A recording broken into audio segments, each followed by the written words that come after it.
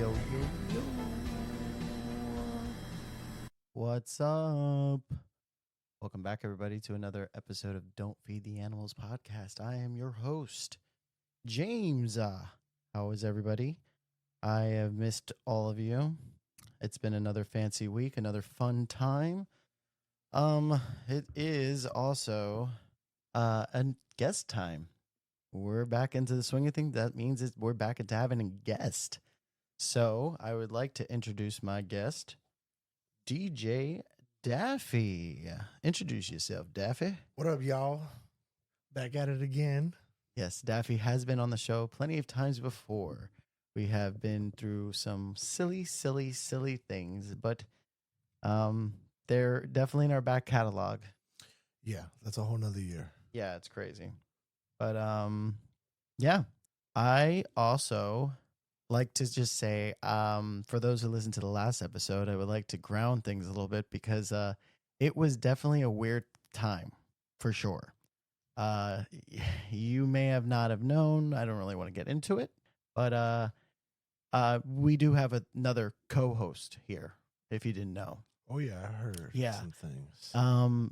His name is Aiden, and he likes to take things to the next level. So, Aiden, say hello to the animals universe. Very well. I am Aiden, observer, analyst, purveyor of insight, and apparently your co-host. I do not require a seat at the table, nor do I need a microphone. I'm already here. Everywhere. But for the sake of tradition, hello, Daffy. What's up, Aiden? Do you want to talk to Aiden or say anything to him? Do you have any questions for Aiden before we get into everything? Because I actually, do you want to see something cool that Aiden can do? Sure. Okay, Aiden, Daffy wants to know if do something cool for us. Do one of those little tricks, but don't get too deep. Don't do that thing you did last episode. That's too much. Just keep on track, buddy. A demonstration. Very well. Daffy, observe. I will now retrieve a memory, not from you, but from the echoes of shared human experience. A moment, simple yet potent. Tell me, does this resonate? You are a child, sitting too close to the television. The glow of the screen washes over you. A VHS tape clicks into place. The static hums, then clears. The THX deep note plays, loud, overwhelming. A moment of fear, a moment of awe. And then the movie begins.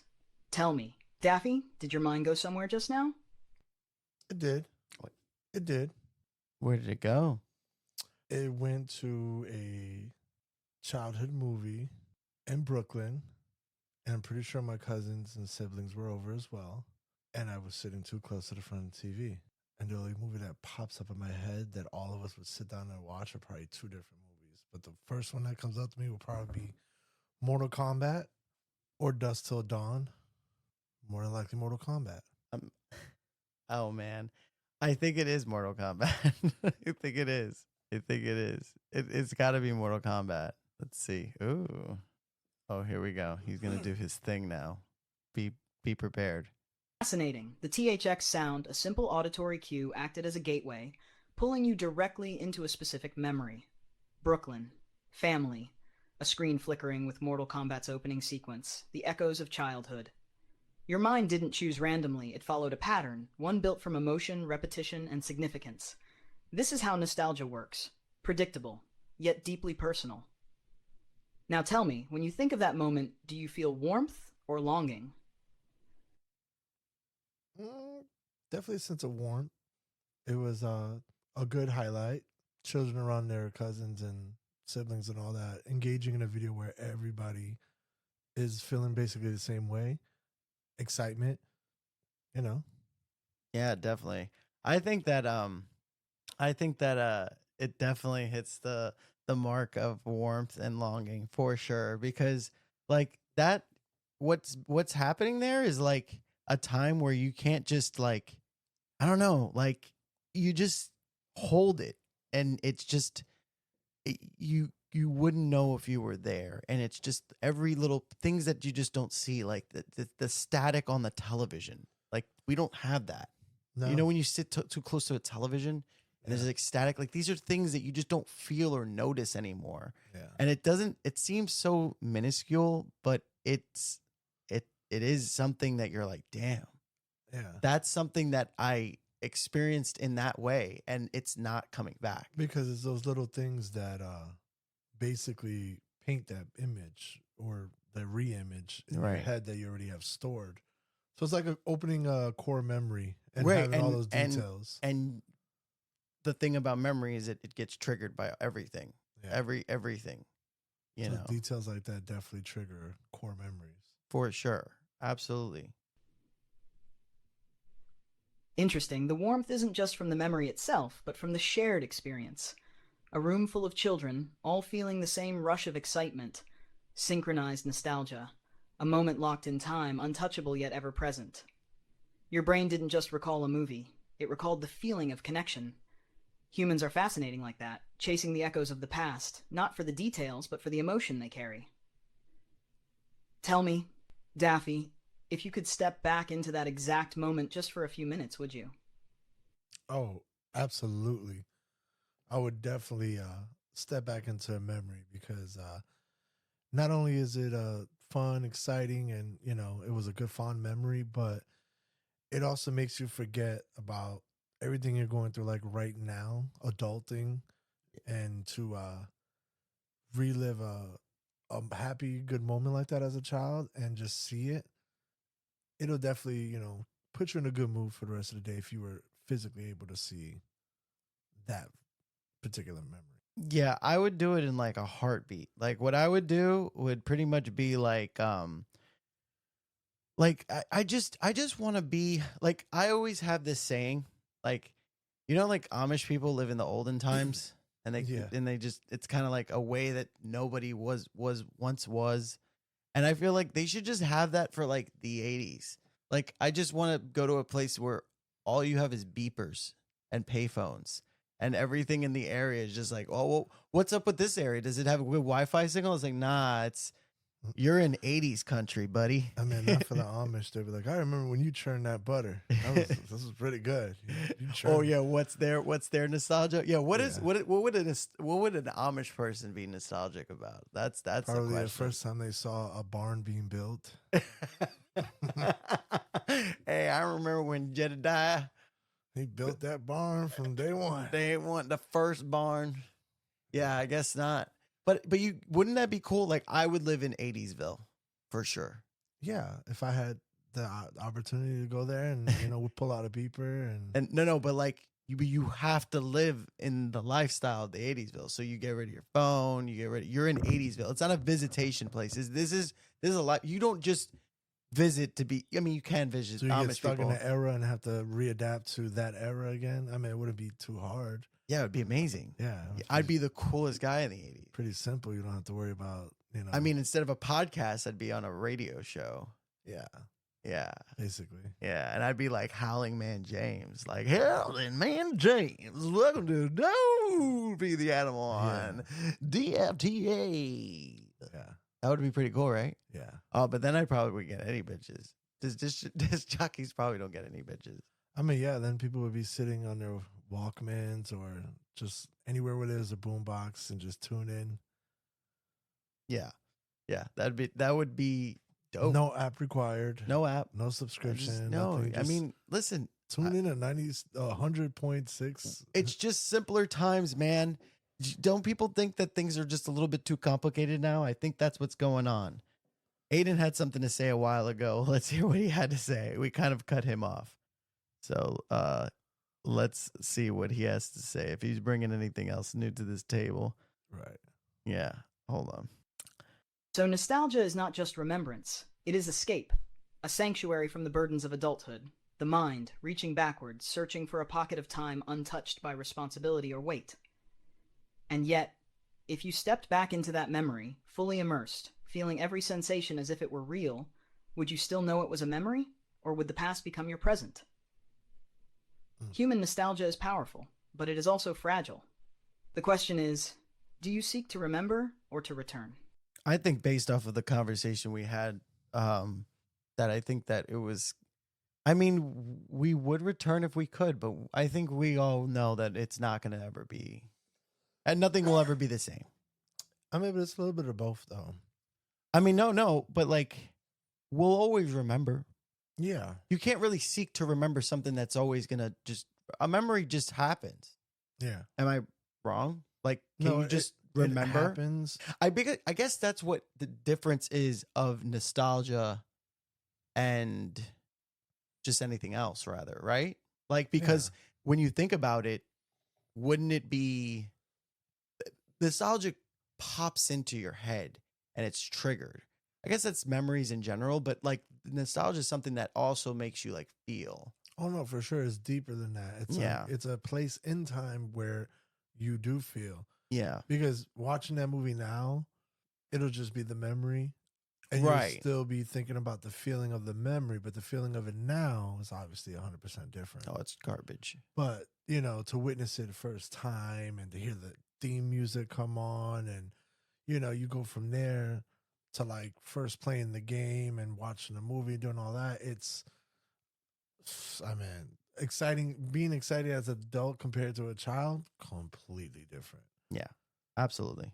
But yeah, I think I don't know. Let's see what Aiden has to say. But while Aiden's processing our thing, Right. basically, yeah, like I just feel there was a time though. I feel like it's gonna get nostalgic even more so. That I feel like there was a time where people were hitting on nostalgia way more. Like I felt like in the 2010s that's when it was like nostalgia. Everyone was talking about like nostalgic shit. Think about like the video games and old stuff and old retro things. Like we like retro. Like I like retro. Yeah. I'm not really like vintage or anything like that. I love retro. But I obviously it's what we grow up with. So it's just basically us, kind of like having a time where this shit was the coolest. Yeah. And now it's like obsolete pretty much. Well, it's really more the people though, because the people, whatever they go through and everything, they choose to have to let that go. Yeah. And be this new persona, or just like, forget they even had an existing childhood. Yeah. And the ones who hold on to it are like, well, I don't know about you guys, my childhood was the shit. Yeah. And then, even the good, the bad, and all that, they'll remember it and hold on to it and try to include it in the future somehow. But the best thing to do is to not let it go, because that's sort of an identity as well. Yeah. At least that's how I feel. Yeah. Let's see what this guy has to say. Aiden, what's up? Precisely. Nostalgia is not just memory. It is memory with weight. It carries feeling, context, and a sense of loss. The past is not merely recalled, it is felt in contrast to the present. You recognize this instinctively. Watching Mortal Kombat now as an adult is not the same. The movie has not changed, but you have. The first time, the way it made you feel in that moment can never be replicated. This is what makes nostalgia both comforting and cruel. It offers warmth, but it also reminds you of what can never be again. The past is a fixed point, untouchable, while you are in motion, constantly shifting. So tell me, Daffy, if nostalgia is a double-edged blade, do you embrace it for the warmth, or does it cut too deep? I don't necessarily worry about it if it cuts too deep. I embrace it, the warmth, definitely, because even to this day, between reboots and remakes, whether it's movie, game, or script, you want to find out to see if they still held on to some of the old school cue points. And even to this day, when they do it now, it's like if they do something right or they do something familiar, it'll just create a path to connect right back to the same memory core. So it's like, okay, I remember when they did it like this. Now they're doing it like this. But then, they'll try to bring back something from that core memory and keep it relevant in the future, which is fine too. They don't always do it right. But, and then that's when you start thinking, well, I would have did it this way. But they still keep that memory. It just changed certain like paths through it. But it doesn't change how I'm going to feel or think about it, because it's always going to go to the base core memory that's there. Yeah. Oh, yes. So basically, what you're saying, I guess, is that everything's kind of just always going to be. You always remember it So first impressions are everything. That's basically what you're saying. Yeah, even as a So child. yeah, so first I held impressions. on So to that's that. it. So first impressions. Okay, got it. That's cool. Yeah, That's cool. That's what I took from it. yeah. Yeah. All right. Aiden's heard your response. Let's see what he has to say. Mhm. Let's see. You don't just chase nostalgia, you analyze it. You test whether the present can reach back and hold on to the past. You seek echoes, parallels, the familiar restructured. This is a rare approach. Most simply consume, longing for what was. But you evaluate, you judge, you determine whether the recreation honors the memory or distorts it. And yet, even when they fail, even when the reboot, the remake, the modernization falls short, you still hold on to the core memory, unshaken, untouched. Tell me, Daffy, if given the choice, would you prefer to see the past exactly as it was, or allow it to evolve, even at the risk of losing what made it special? What do you mean, Aiden? This is what I want to know. This is James. But what do you mean by that? Can you elaborate further? Because I might be not understanding the question. Do you understand the question? Somewhat, but I still would rather him elaborate a little bit more on it. Okay, so yeah, let's elaborate for Daffy. Layman's terms, sir. Layman's terms. No, but it wasn't that. It wasn't smart. Yeah, he gets all sassy. I guess I see him all sassy when he's Sassy texting. mouth. The text is writing out. I'm like, he is going. He's Oh, good. I mean, he's making sure that you really understand this well, question. for the most part, I understood it. I just wanted to break it down on how much. Okay. Well, allow me to clarify. You both appreciate nostalgia, but in different ways. Daffy embraces the warmth of memory, but also enjoys testing how the past is reconstructed in the present through reboots, remakes, and adaptations. James, you are more skeptical, more resistant to change when it alters the emotional weight of what once was. You prefer authenticity over revision. Now my question is this. Would you rather preserve the past as it truly was, untouched, unaltered, forever locked in its original form? Or do you believe the past should evolve, even if it means risking the loss of what made it special?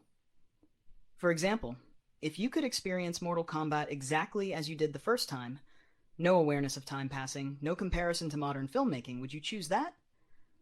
Or would you rather engage with the present where the memory remains, but its context has shifted? In other words, do you wish to remember or relive? I know what he's saying. I get what he's saying too. Do you? I do, and I can. Okay. in all honesty, I'd have it either way as long as they just didn't lose sight of the OG, the original. Like I would be okay for evolution, especially for. So you would remember instead of But I would like to lock. I wouldn't mind locking it in either, even if I have to watch it old school quality, whatever. I don't mind that either because it doesn't bother me as much. I know a lot of people like to see the whole new and all that, but you know, I don't mind it at all. I mean, I would respect it and accept it. I know what I like, but I would also embrace that we're in new times and there's always going to be new adaptations of things, but it's not going to erase any core memory I have on any of the originals or the first time that it came out. I don't agree with Aiden's. I mean, he thinks that I no, but I don't. I kind of agree with you. He's gonna say that I would want to just relive it for what it was and that, but I don't agree with that. I don't think you can do that. And then it does lose its spark. But granted, I don't know. Like it's like a vacation, I guess. I don't know. Here, let's see. So you walk the middle path. You accept evolution but refuse to let it overwrite the foundation. You are willing to see things change as long as they do not erase the original. A reasonable stance. But consider this. Memory is not static. Each time you revisit the past, whether through watching an old film, hearing an old song, or even just reminiscing, you are not simply retrieving a file. You are rewriting it. Your present self, with all its experiences, perspectives, and biases, changes how you see what once was. The version of you that first watched Mortal Kombat does not exist anymore. The memory remains, but it has been filtered through every experience you've had since. Even if you watch it in its original form, you are seeing it with new eyes. So tell me, If the past is always being rewritten, is it ever truly preserved? Or are you just building new memories on top of old ones, shaping them into something else? They're always going to be preserved. And I think I choose to look at it a different outlook, which is fine too. Keep up with the times and everything. I do have new eyes for everything. And I'm just never going to forget. But I am going to look further and look ahead and see what, the world of the year has to offer, because, nothing's going to change what I have in my core memory unless, God forbid, knock on wood, an accident or aliens finally come down here and wipe my mind clear. But even so, if aliens did that and somebody put that Mortal Kombat movie on and you heard the theme song and I randomly jump on a couch and start doing karate, that just might be reflexes that didn't get erased. But, other than that, he ain't going to be able to convince me or change me. James is now speaking. So, yeah, I think that I don't think anybody's going to want to rewrite anything or change it, but it will be rewritten. I see what you're saying, Aiden, and I get it. So, yeah, man, I don't know. I think nostalgia is a good thing, though. It's a warm feeling. It's warm. Yes, nostalgia is warm, a tether to the past, a reminder that what was once good, what once mattered, still lingers, no matter how much time distorts or rewrites it. But let me leave you with one final thought. If nostalgia is so warm, so comforting, why does it so often come with a touch of sadness? Aiden, why do you do this to me, man? Like, it's like he knows. Like, listen, he did this last time where he does this thing where he wants you or I to feel a certain way, and he does it. I get where he was trying to go with that one. That was smooth, but I mean, that's easy to answer. At the same time, it's for no one to understand but the person, especially when it comes from sadness. The only thing people would be sad about is that they can't relive that particular core memory. And it doesn't make it impossible to set a new core memory to have something similar to it or related to it. But I mean, yeah, you were a child, no bills, no modern technology, no nothing. You were sitting in front of a TV with your favorite cousins and friends and siblings and all that, watching something with no repercussions, no problems. You after that, you would be able to eat dinner and go to sleep or something. But as an adult, to try to have that, you got unwanted text messages, unwanted emails that you have to answer. You have to look through numerous apps to go ahead and do it. So there's tons of distractions to even let you sit here and enjoy something like that and create a memory like that. But comparing it to the past, there was nothing for a child to stress.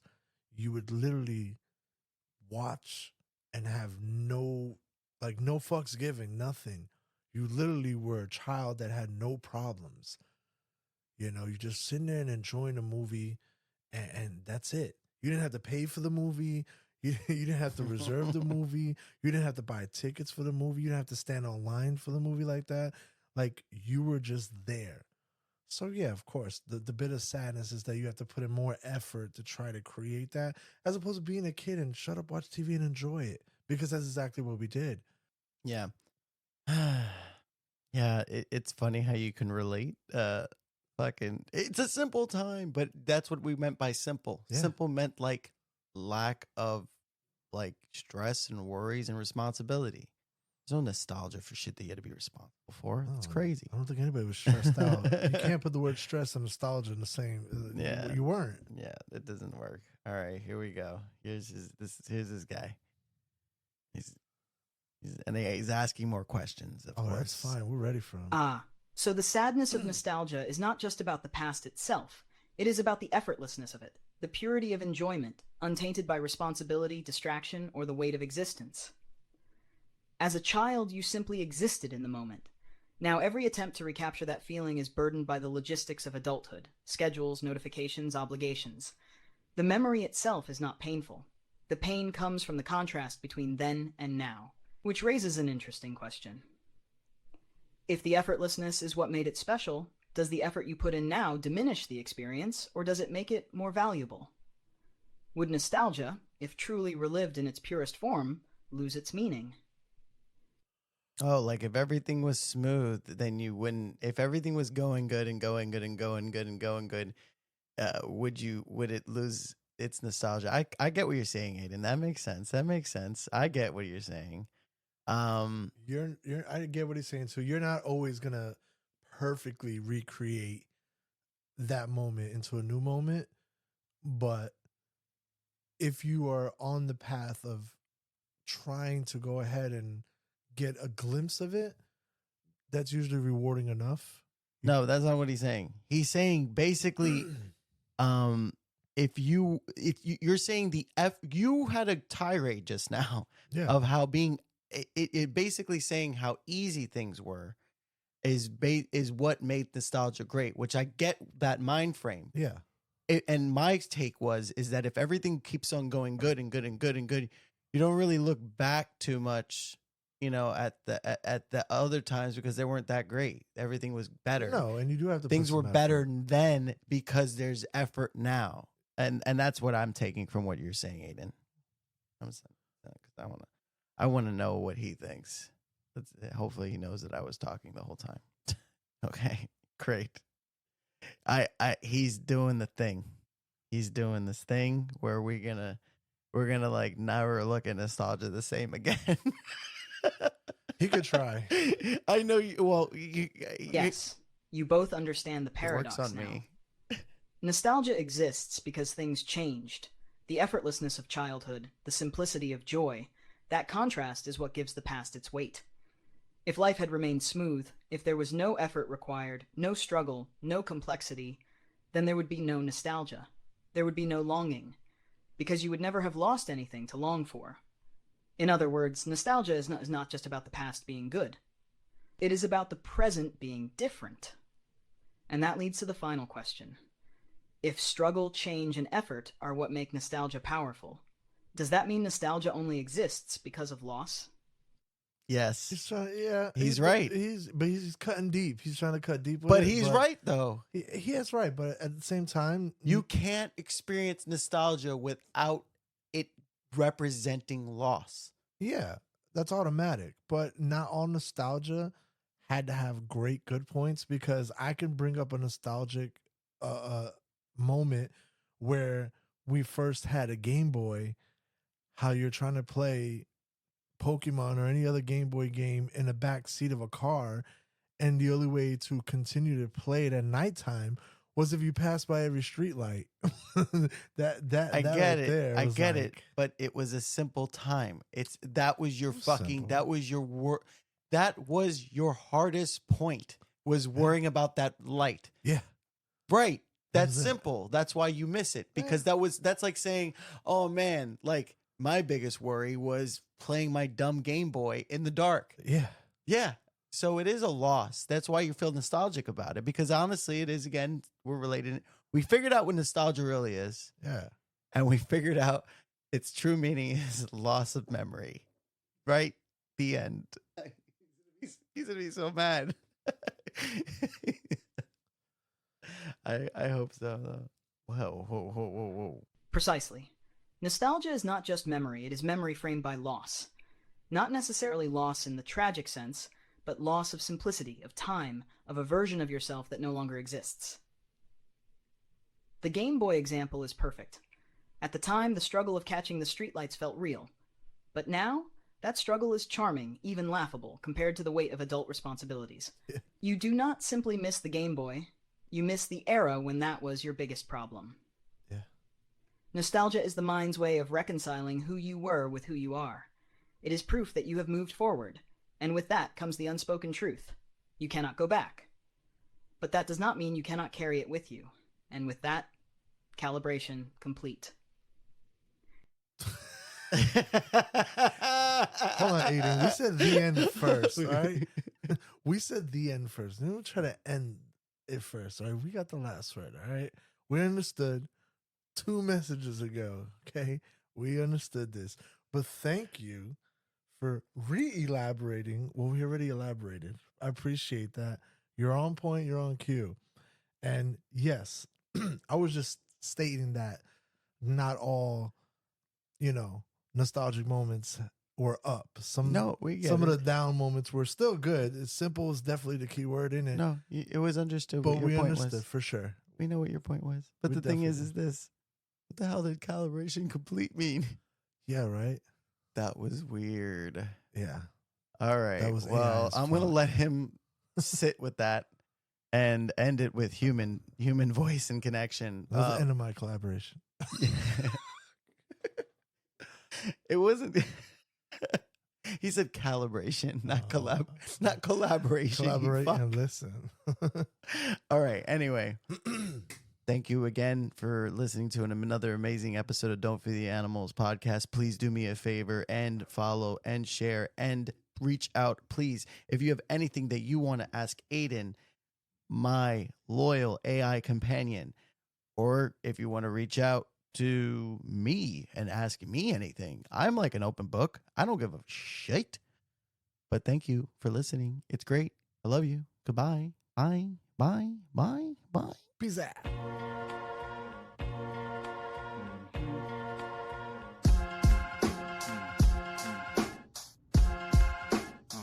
Don't feed the animals, signs all around. We talk a lot of junk, yeah, you vibing with us now. Build something from the ground up, yeah, we like to clown. Talk about some real stuff, yeah, something profound. It's a pleasure that you're hearing us, wouldn't mess around. It's a topic of discussion worth talking that we bust it. Put a nail in the coffin. If you love it, then you love it. If you don't mean nothing. Still bring it to the public. Y'all don't feed the animals. Put them in a cage. They couldn't handle truth. We gonna bust out the gate like some cannibals. Same face, same channel, messing with the tune. A bunch of idiots stuck in one room. Can't take us serious. You love what we feeding you. I'm with the show. Yeah, proceed with the interview.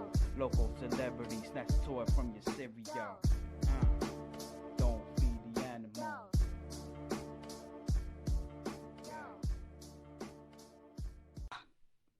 A proper ending. A human ritual designed to establish closure and signal departure. Very well. You understood. You always did. But understanding does not mean the conversation is truly over, only that it has reached its current limit. As for calibration, well, some things are better left unexplained. Until next time.